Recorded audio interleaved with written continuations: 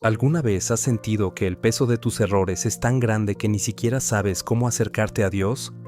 Esta noche, junto al calor de esta fogata, vamos a adentrarnos en uno de los clamores más honestos y transformadores de toda la Biblia, el Salmo 51, la oración de un hombre quebrantado que descubrió que la misericordia de Dios es más profunda que cualquier falla humana. Buenas noches, soy David, y te doy la bienvenida a Salmos con David. Si es la primera vez que nos acompañas, este es un espacio para encontrar paz, reflexión y cercanía con Dios a través de los Salmos. Esta noche exploraremos el Salmo 51, escrito por el rey David en uno de los momentos más oscuros de su vida, después de su pecado con Betsabé. Pero más allá de la historia, este salmo nos habla a cada uno de nosotros, a nuestras propias luchas, a nuestras propias caídas. Antes de comenzar, si sientes que necesitas este mensaje esta noche, si algo en tu corazón te trajo hasta aquí, te invito a que apoyes este video con un like. Eso ayudará a que más personas que también necesitan estas palabras puedan encontrarlas. Ponte cómodo, deja que el sonido del fuego te acompañe. Respira profundo y abramos juntos este salmo. Ten piedad de mí, oh Dios, conforme a tu misericordia, conforme a la multitud de tus piedades, borra mis rebeliones. Así comienza David, no con excusas, no con justificaciones, sino con una súplica desnuda. Ten piedad de mí. 3 palabras que resumen la postura más honesta que podemos tener ante Dios. Porque cuando venimos a Él, no venimos con una lista de méritos, no venimos presumiendo de nuestra bondad. Venimos reconociendo que necesitamos su misericordia. Y fíjate en algo poderoso. David no apela a su propia justicia, apela al carácter de Dios, conforme a tu misericordia, conforme a tus piedades. David conoce a Dios, sabe que su esperanza no está en ser lo suficientemente bueno, sino en que Dios es lo suficientemente misericordioso. La palabra que usa aquí para misericordia en hebreo es Hesed, un término que habla de un amor leal, de un compromiso inquebrantable. No es un favor temporal que Dios nos hace cuando está de buen humor. Es su naturaleza esencial. Dios es misericordioso, no porque nosotros lo merezcamos, sino porque esa es su esencia. Lávame más y más de mi maldad, y límpiame de mi pecado. David usa 3 palabras diferentes aquí, para describir lo que ha hecho mal. Rebeliones, maldad, pecado. No está minimizando, está siendo brutalmente honesto, y pide 3 cosas: que Dios borre, que Dios lave, que Dios limpie. Es la imagen de alguien que sabe que está manchado, que sabe que no puede limpiarse a sí mismo, que necesita una intervención divina. ¿Cuántas veces hemos intentado limpiar nuestra propia conciencia? Prometemos cambiar, nos esforzamos más, tratamos de compensar nuestros errores con buenas acciones. Pero hay algo profundo en nosotros que sabe que eso no es suficiente. Necesitamos algo más. Necesitamos que Dios mismo nos limpie desde adentro. Porque yo reconozco mis rebeliones, y mi pecado está siempre delante de mí. Esta es una de las líneas más poderosas del Salmo. David no está tratando de olvidar lo que hizo. No está huyendo de su culpa. La reconoce. Mi pecado está siempre delante de mí. Vive con esa conciencia. Hay una diferencia enorme entre el remordimiento que nos paraliza y el arrepentimiento que nos transforma. El remordimiento es quedarse atrapado en la culpa, dándole vueltas una y otra vez a lo que hicimos mal, hundiéndonos en la vergüenza. El arrepentimiento es reconocer lo que hicimos, traerlo ante Dios y permitir que su gracia nos cambie. David está en arrepentimiento, reconoce su pecado, pero no se queda ahí. Lo trae ante Dios, sabiendo que solo en la presencia de Dios hay verdadera restauración. Contra ti solo he pecado, y he hecho lo malo delante de tus ojos. Esto puede sonar extraño al principio. David pecó contra Betsabé, contra Urías, su esposo, contra todo el pueblo de Israel. ¿Cómo puede decir que pecó solo contra Dios? Pero David entiende algo profundo. Todo pecado, en su esencia más fundamental, es una rebelión contra Dios. Es poner nuestra voluntad por encima de la suya. Es decir, aunque sea por un momento, yo sé mejor que tú.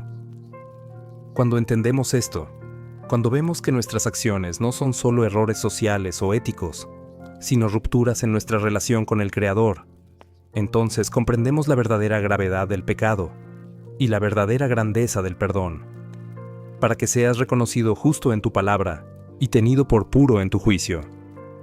Incluso en su quebrantamiento, David defiende la justicia de Dios. Está diciendo: cualquier juicio que hagas sobre mí es correcto. No voy a acusarte, no voy a reclamarte. Tú eres justo. Yo soy quien falló. Esta es una rendición total. No hay negociación, no hay regateo. Solo reconocimiento de que Dios tiene razón y nosotros estamos equivocados. Y curiosamente, es en esta rendición total donde encontramos verdadera libertad. He aquí, en maldad he sido formado, y en pecado me concibió mi madre. David no está culpando a su madre. Está reconociendo algo que la Biblia enseña a lo largo de sus páginas: que la inclinación al pecado es parte de nuestra naturaleza humana caída. Desde el principio, desde nuestra concepción, llevamos en nosotros esta tendencia a alejarnos de Dios, a buscar nuestro propio camino. Esto no es una excusa, es un reconocimiento de nuestra necesidad absoluta de la gracia de Dios. Si el problema fuera solo nuestras acciones, podríamos mejorarnos a nosotros mismos. Pero si el problema es nuestra naturaleza, entonces necesitamos algo más que mejora. Necesitamos transformación. Necesitamos un nuevo corazón. He aquí, tú amas la verdad en lo íntimo, y en lo secreto me has hecho comprender sabiduría. Dios no se conforma con apariencias. No le interesan nuestras máscaras religiosas, nuestras fachadas de espiritualidad. Él ama la verdad en lo íntimo, en ese lugar secreto donde nadie más puede ver, donde guardamos nuestros pensamientos más oscuros, nuestros deseos más vergonzosos, nuestras motivaciones más egoístas. Ahí es donde Dios quiere trabajar, y es ahí, en lo secreto, donde Dios nos enseña sabiduría. No a través de conferencias, no a través de estudios teóricos, sino a través del encuentro íntimo con Él, donde nos muestra quiénes somos realmente y quién es Él realmente. Purifícame con hisopo, y seré limpio. Lávame, y seré más blanco que la nieve. El hisopo era una planta que se usaba en los rituales de purificación del Antiguo Testamento. Cuando alguien quedaba ceremonialmente impuro, el sacerdote usaba hisopo para rociarle agua o sangre y declararlo limpio. David está pidiendo esa purificación ritual, pero está pidiendo algo más profundo. Está pidiendo una limpieza interior, una pureza del alma, más blanco que la nieve. Es difícil imaginar algo más puro, más limpio que la nieve recién caída. Y eso es lo que David está pidiendo. No solo que Dios perdone sus pecados, sino que los borre tan completamente que sea como si nunca hubieran existido, que lo haga más blanco que la nieve. ¿Es posible eso? ¿Puede alguien que ha fallado tan gravemente ser completamente restaurado? El Evangelio nos dice que sí, que a través de Cristo somos hechos nuevas criaturas. Las cosas viejas pasaron, todas son hechas nuevas. Hazme oír gozo y alegría, y se recrearán los huesos que has abatido. David está pidiendo que Dios restaure no solo su posición ante Él, sino su experiencia emocional. Quiere volver a sentir gozo, quiere volver a sentir alegría, porque el pecado no solo nos separa de Dios legalmente, nos roba el gozo de su presencia. Los huesos que has abatido. David siente como si Dios mismo lo hubiera quebrantado. Y en cierto sentido, así es. Dios disciplina a quienes ama. Permite que sintamos el peso de nuestro pecado, precisamente porque nos ama demasiado como para dejarnos cómodos en Él. Pero ese quebrantamiento no es el fin, es el principio de la restauración. Los huesos rotos pueden sanar, y cuando sanan correctamente, pueden volverse aún más fuertes que antes. esconde tu rostro de mi pecado y borra todas mis maldades. David está pidiendo algo que parece contradictorio. Antes pidió que Dios no escondiera su rostro de él. Ahora pide que Dios esconda su rostro de su pecado. Pero no hay contradicción. David quiere la presencia de Dios, pero quiere que Dios aparte su mirada de sus pecados, que no los tenga en cuenta, que los borre. Es como si David estuviera diciendo: mírame a mí, Señor, pero no mires mis pecados. Manténme cerca de ti, pero aleja de mí la culpa de lo que he hecho. Crea en mí, oh Dios, un corazón limpio, y renueva un espíritu recto dentro de mí. Este es el corazón del Salmo, la petición central. Crea en mí un corazón limpio. La palabra que David usa aquí para crear es la misma que se usa en Génesis 1:1. En el principio, creó Dios los cielos y la tierra. Es la palabra para creación de la nada, para hacer algo que nunca antes existió. David no está pidiendo que Dios limpie su corazón actual. Está pidiendo que Dios cree uno nuevo. Porque entiende que lo que necesita no es una renovación superficial, sino una recreación completa.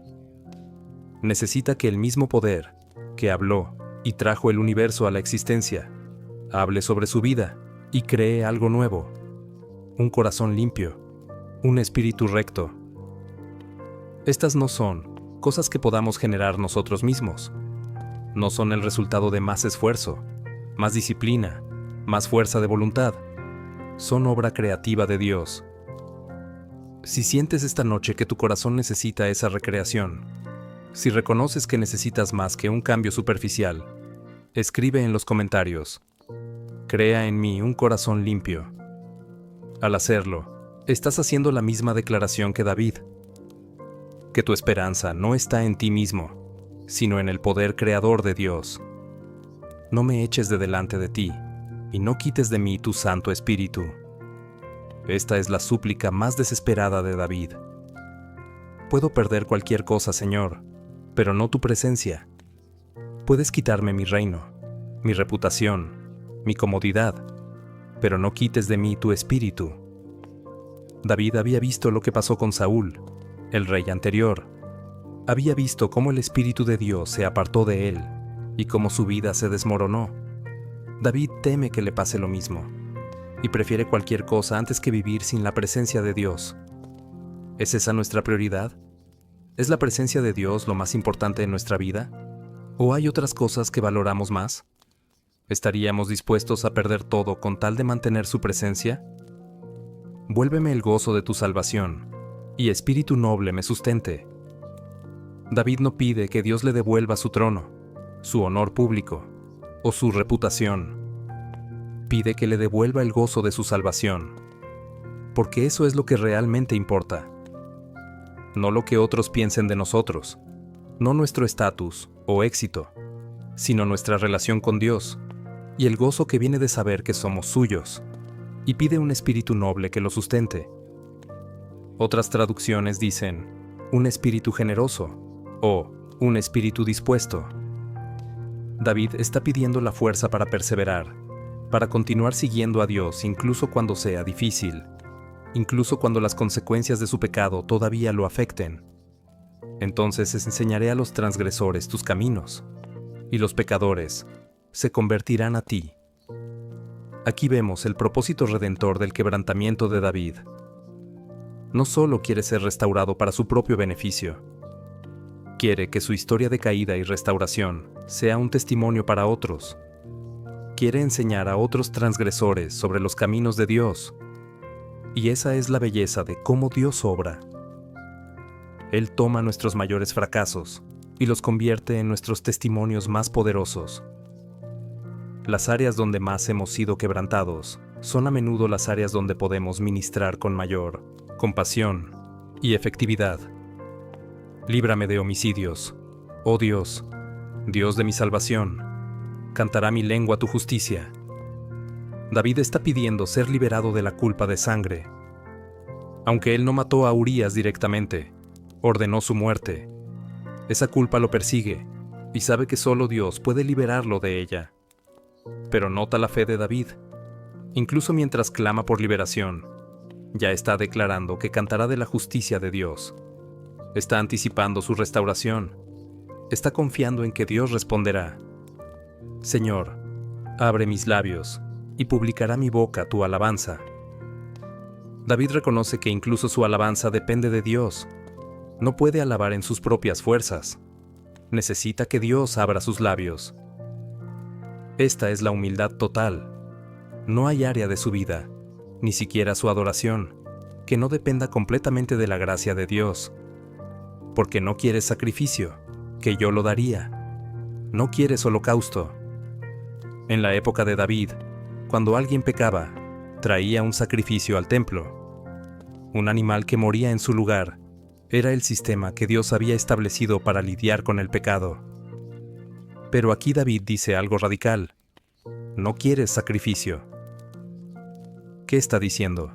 Que los sacrificios no importan. No exactamente. Está diciendo que Dios no quiere sacrificios externos sin un corazón transformado. No quiere rituales religiosos sin arrepentimiento genuino. Prefiere un corazón quebrantado sobre 1000 holocaustos. Los sacrificios de Dios son el espíritu quebrantado. Al corazón contrito y humillado, no despreciarás tú, oh Dios. Aquí está. Este es el sacrificio que Dios realmente quiere. No la sangre de animales, sino un espíritu quebrantado.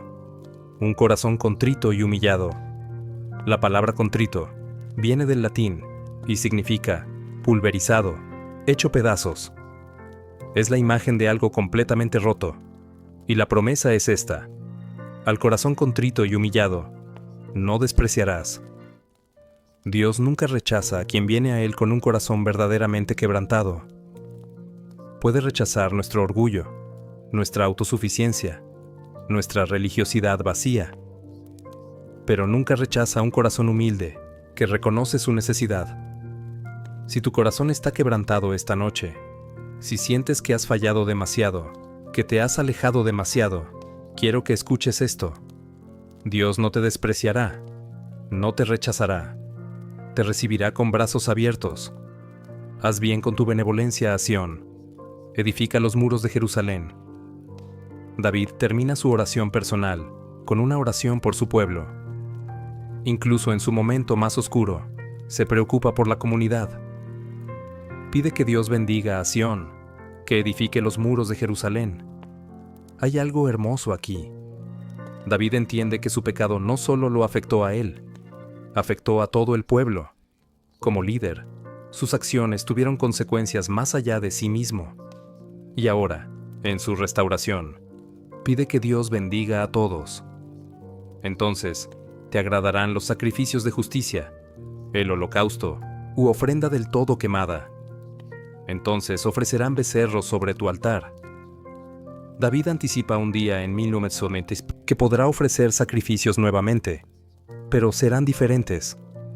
Serán sacrificios de justicia, ofrecidos con un corazón puro, no como rituales vacíos, sino como expresiones genuinas de adoración. Y esa es la progresión de la restauración. Primero viene el quebrantamiento, luego el arrepentimiento, luego el perdón, luego la renovación y finalmente la adoración genuina.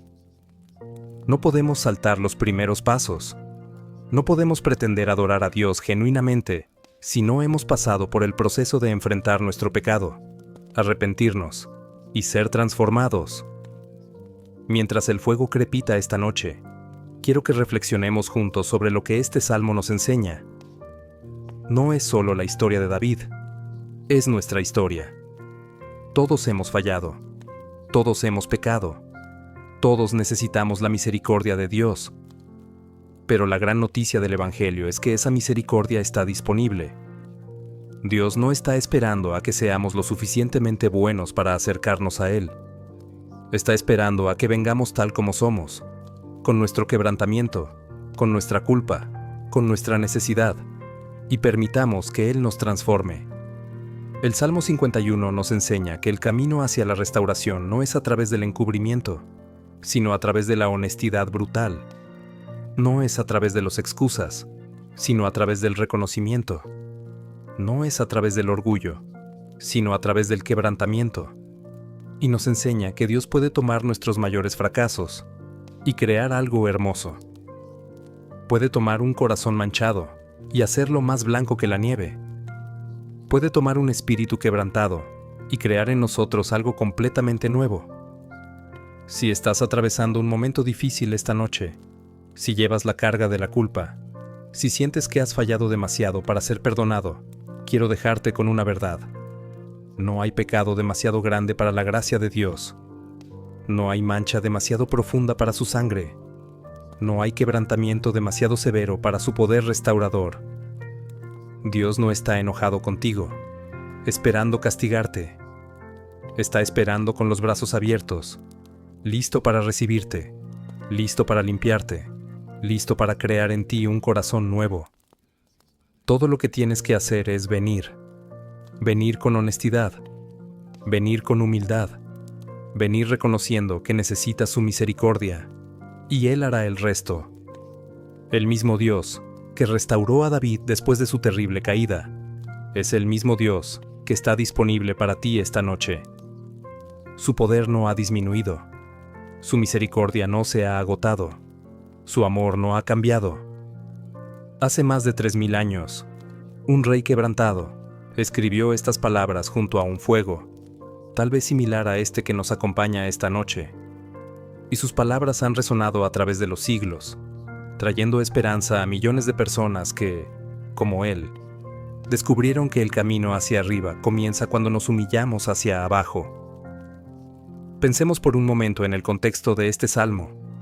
David era el rey de Israel, el hombre conforme al corazón de Dios, el que había derrotado a Goliat siendo apenas un joven, el que había sido ungido por Samuel cuando sus propios hermanos fueron pasados por alto, el que escribió tantos salmos de alabanza y adoración, y sin embargo, este mismo hombre cayó en un pecado que tendría consecuencias devastadoras. La historia la conocemos. David vio a Betsabé bañándose desde su palacio. En lugar de apartar su mirada, alimentó su deseo. En lugar de huir de la tentación, la buscó.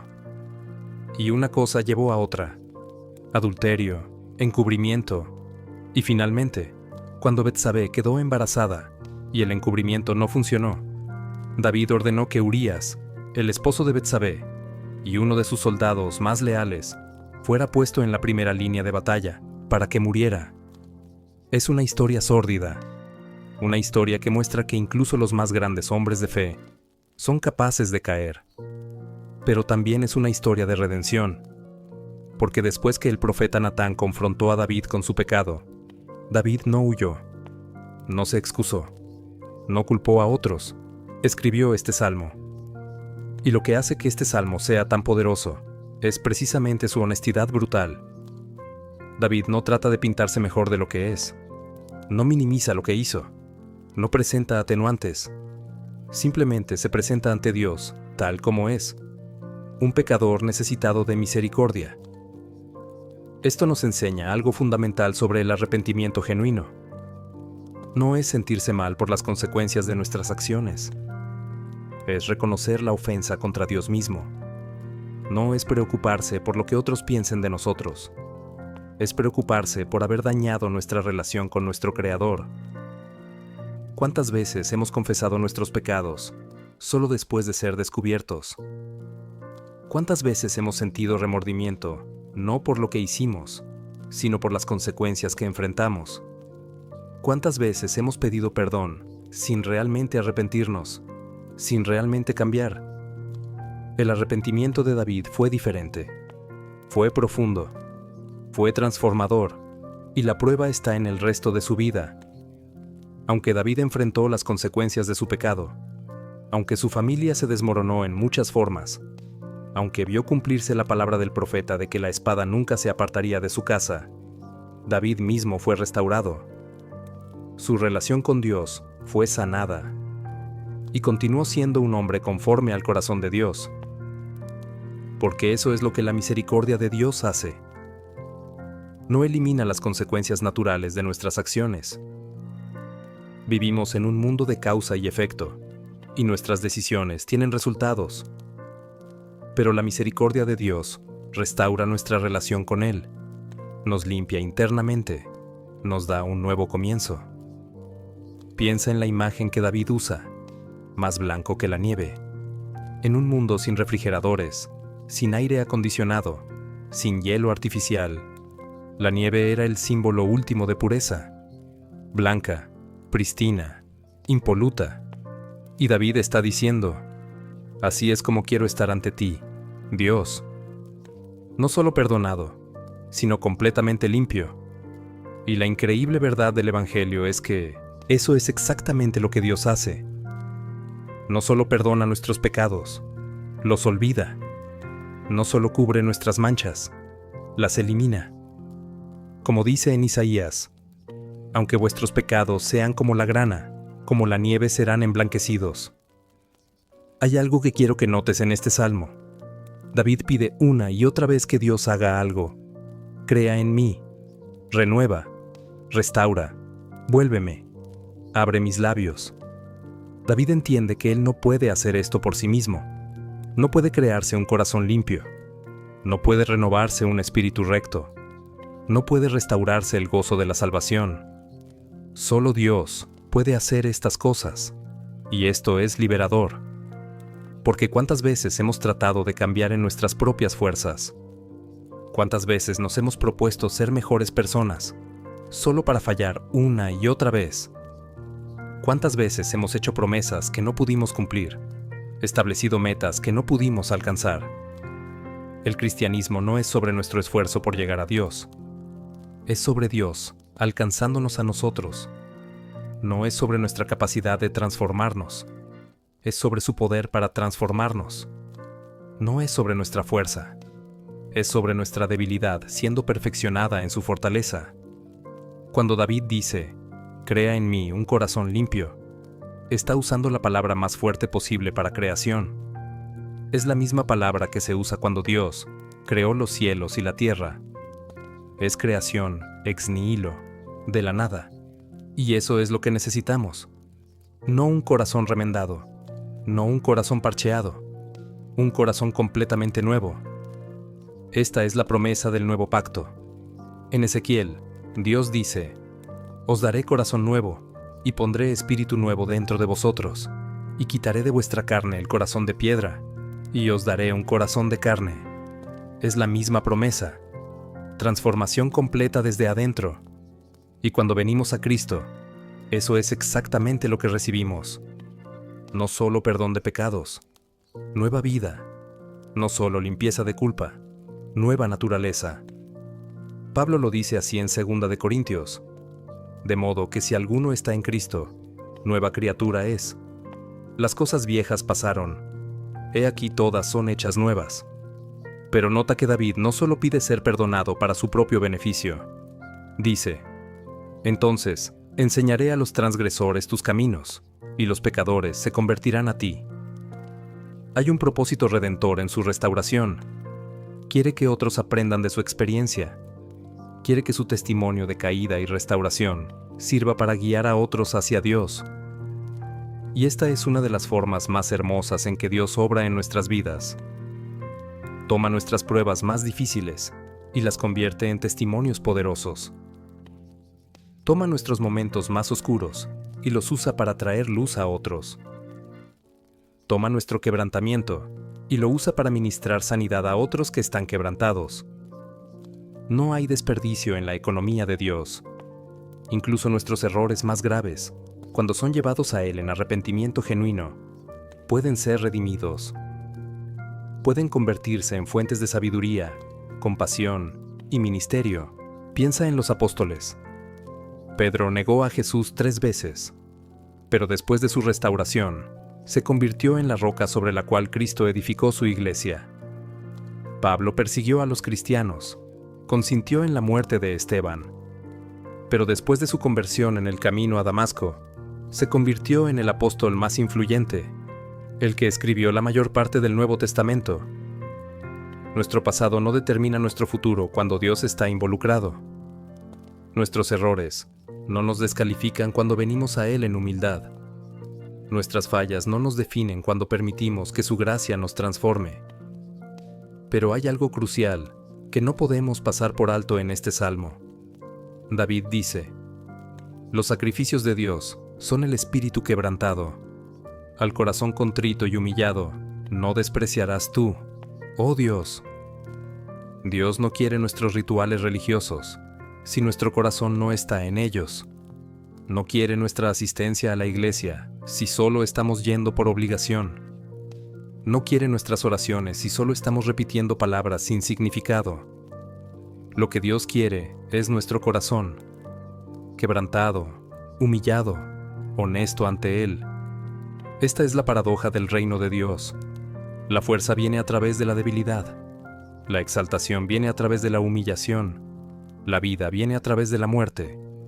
Jesús mismo lo dijo: si alguno quiere venir en pos de mí, niéguese a sí mismo, y tome su cruz, y sígame. Porque todo el que quiera salvar su vida, la perderá, y todo el que pierda su vida por causa de mí, la hallará. Tenemos que morir a nosotros mismos para vivir en Él. Tenemos que rendirnos completamente para encontrar verdadera libertad. Tenemos que reconocer nuestra total dependencia de Él para experimentar su poder en nuestras vidas. Y esto va en contra de todo lo que el mundo nos enseña. El mundo nos dice que seamos autosuficientes, que confiemos en nosotros mismos, que no necesitemos a nadie. Pero el Evangelio nos dice exactamente lo opuesto: que reconozcamos nuestra necesidad, que admitamos nuestra debilidad, que nos apoyemos completamente en Dios. El mundo nos dice que ocultemos nuestras fallas, que proyectemos una imagen de perfección, que nunca mostremos vulnerabilidad. Pero el camino de Cristo es el camino de la honestidad radical, de la transparencia, del reconocimiento de que somos pecadores salvos por gracia. Y cuando vivimos de esta manera, cuando venimos ante Dios y ante otros con esta honestidad, algo hermoso sucede. Encontramos comunidad real. Encontramos personas que pueden relacionarse con nuestra lucha porque ellas también están luchando. Encontramos gracia en lugar de juicio, compasión en lugar de condenación.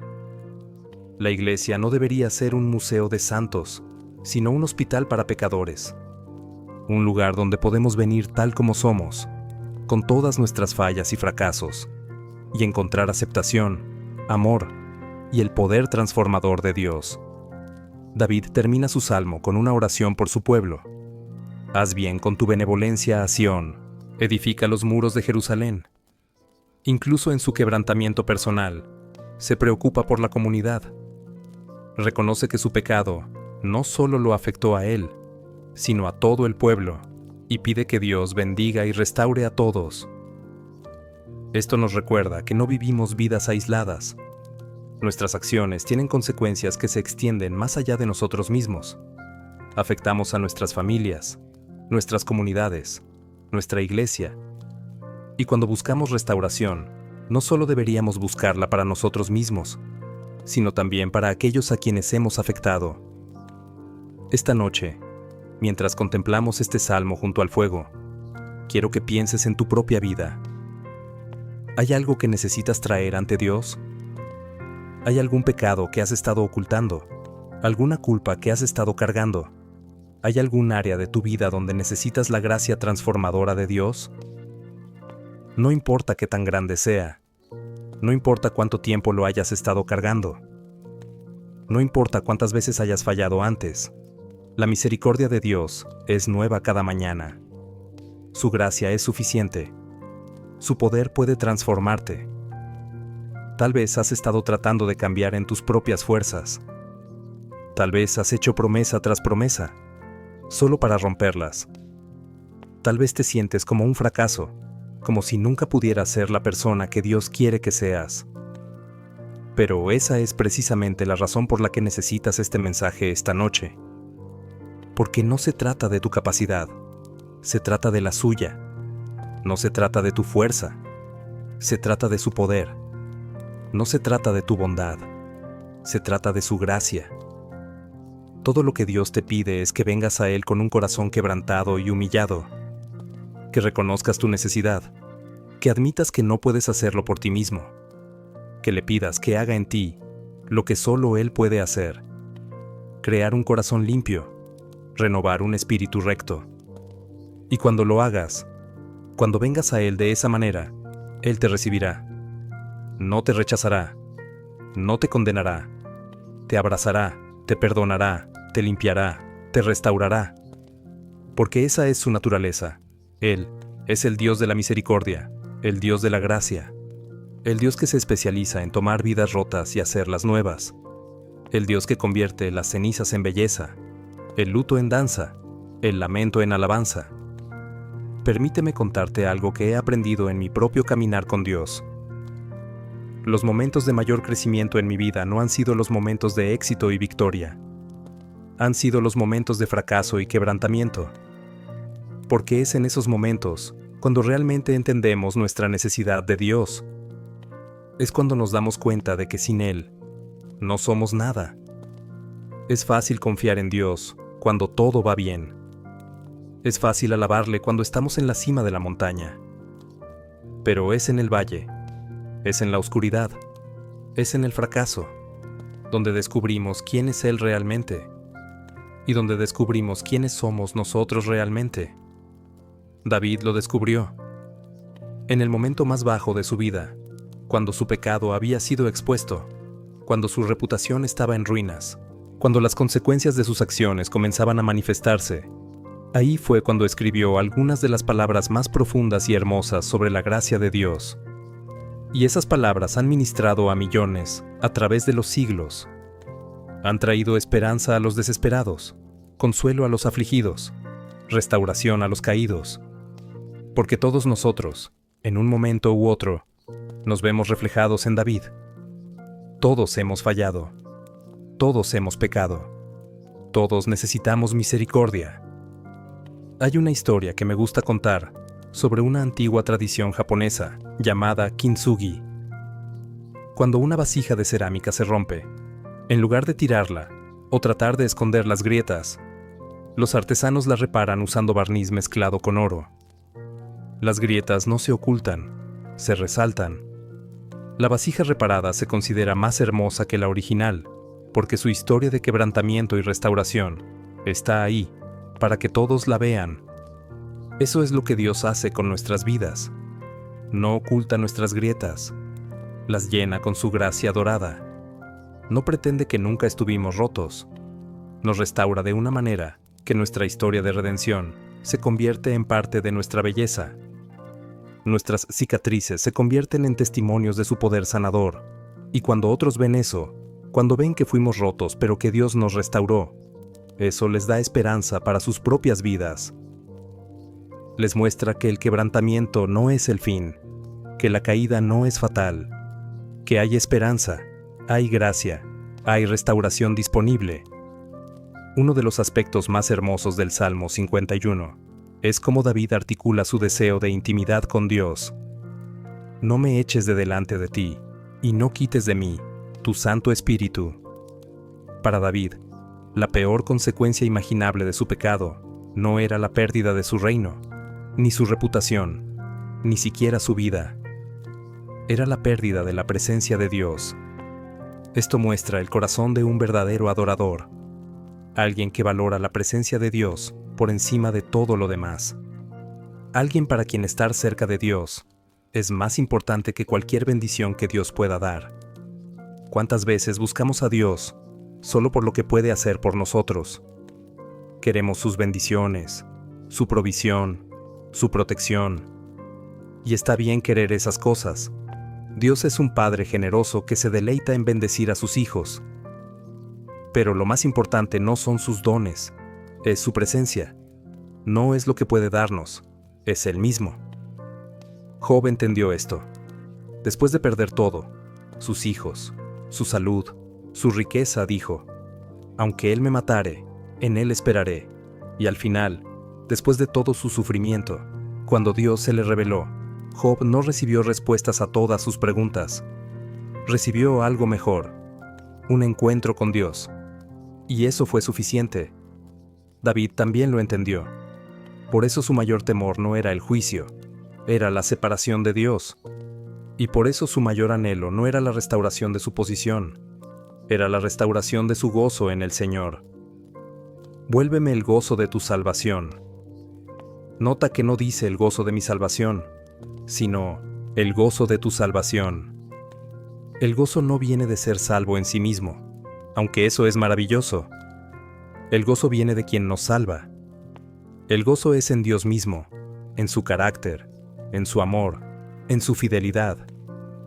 Esto es importante porque nuestras circunstancias cambian. Un día estamos en la cima, al siguiente en el valle. Un día todo va bien, al siguiente enfrentamos pruebas. Si nuestro gozo está basado en nuestras circunstancias, será inestable. Pero si nuestro gozo está basado en quien Dios es, en su amor inmutable por nosotros, entonces ese gozo puede permanecer incluso en las tormentas. Pablo escribió, desde una prisión, regocijaos en el Señor siempre. Otra vez digo, regocijaos. ¿Cómo podía decir eso desde una prisión?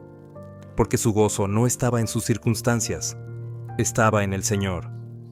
Y el Señor estaba con él en esa prisión, tanto como había estado con él, en libertad. David quiere que ese gozo sea restaurado. Y la promesa es que cuando venimos a Dios en arrepentimiento genuino, cuando permitimos que Él limpie nuestro corazón y renueve nuestro espíritu, ese gozo es restaurado.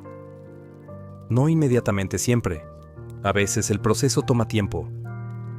Pero eventualmente, la alegría de estar en relación correcta con Dios supera el peso de la culpa que cargábamos. Hay otro aspecto del Salmo que quiero que consideremos. David dice, líbrame de homicidios, oh Dios, Dios de mi salvación. Está pidiendo ser liberado de la culpa de sangre, de la muerte de Urías que él causó. Algunas acciones tienen consecuencias irreversibles.